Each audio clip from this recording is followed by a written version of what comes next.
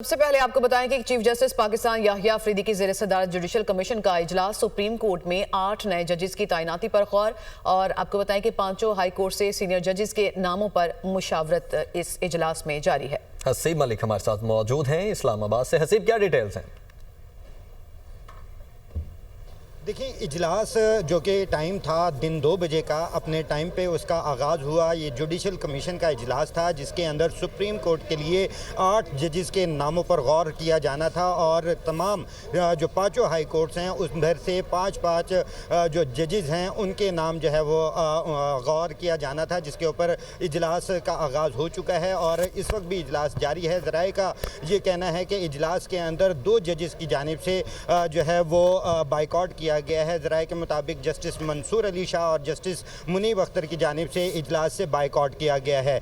Basically इससे कबल आज के इजलास को जो है वो मुलतवी करने के हवाले से भी सुप्रीम कोर्ट के 4 जजेस की जानिब से दरख्वास्त दायर की गई थी और उसके ख़त तहरीर किया गया था और उसके अंदर ये बाकायदा तौर पर मौक़िफ़ इख्तियार किया गया था कि 26वीं आइनी तरमीम के को जो है वो चैलेंज किया हुआ है और उसकी जो दरख्वास्तें हैं वो इस वक्त ज़ेर समात हैं, तो उनका फ़ैसला आने तक जो है जो जुडिशल कमीशन का इजलास है उसको मुलतवी किया जाए और इस्लामाबाद हाई कोर्ट के अंदर जो जजेस की सीनियरिटी के हवाले से जो मामला इस वक्त दरपेश है उसका भी मामला हल होने तक जो है जुडिशल कमीशन के इजलास को मुलतवी किया जाए। तो आज जो है वकला की जानिब से भी जो है एहतजाज की कॉल की हुई थी, लेकिन देखा गया कि इजलास जो है वो अपने टाइम के ऊपर जो है उसका आगाज़ हुआ। चीफ जस्टिस याहिया अफरीदी की ज़ेर सदारत इस वक्त जो है इजलास जारी है, जबकि इजलास जारी है। बहुत शुक्रिया हसीब आपका।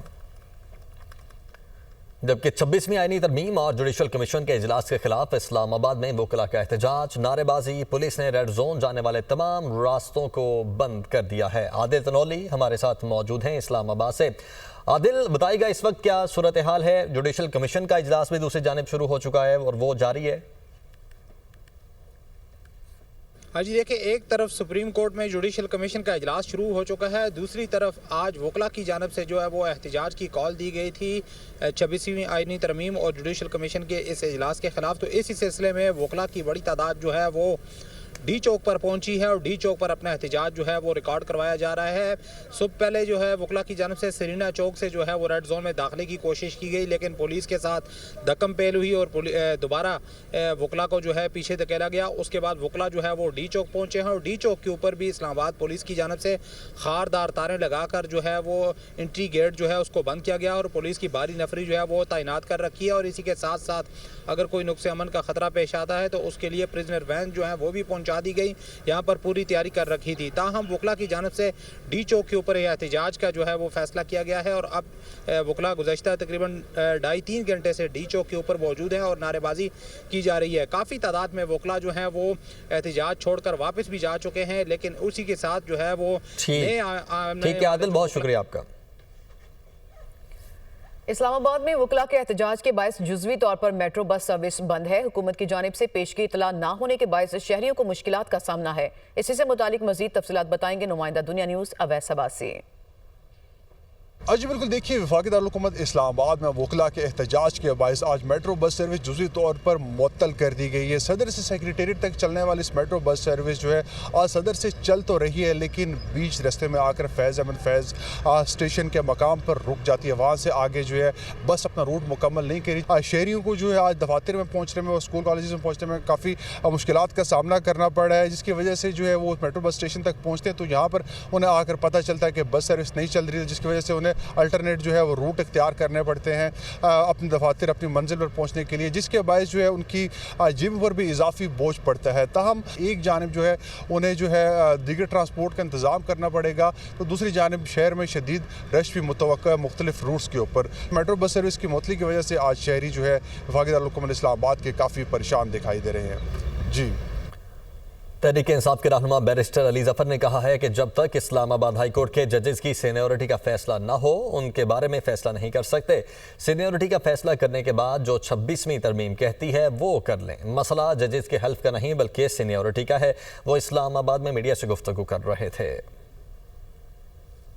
जब तक एक फैसला नहीं होता कि इस्लामाबाद हाई कोर्ट के जज कौन है, सीनियरिटी उनकी क्या है, तब तक आप सुप्रीम कोर्ट में उनको कंसिडर नहीं कर सकते। आप देखें जो मैंने ख़त में इशू रेज किया है वो सीनियरिटी का है। बड़ा सिंपल पॉइंट है कि सीनियरिटी का फैसला कर लें, उसके बाद जो 26वीं तरमीम कहती है उसके मुताबिक आप बेशक एक्ट कर लें। फैसला तो अदालत ने ही करना है, हमने तो मौक़िफ़ इख्तियार किया है। हम चूँकि मुखालफत के साथ खड़े हैं, हमारी तहरीक मुखालफत वाली होगी और हम अपनी आवाज़ उठाते रहेंगे। किसी शख्सियत की ना मैं बात कभी की है ना मैं करूँगा।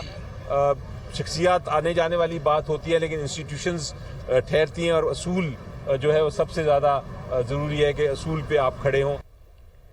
वफाकी वज़ीर कानून आज़म नज़ीर तारड़ ने पीका एक्ट में तरमीम का इंदिया दे दिया। पार्लियामेंट हाउस में मीडिया से गुफ्तगू करते हुए आज़म नज़ीर तारड़ ने कहा कि पीका एक्ट पर तमाम स्टेक होल्डर्स की मुशावरत ताहाल जारी है। कोई भी कानून मुस्तकिल नहीं होता, ये पार्लियामान का इख्तियार है कि किसी भी कानून में किसी भी वक्त तरमीम करे।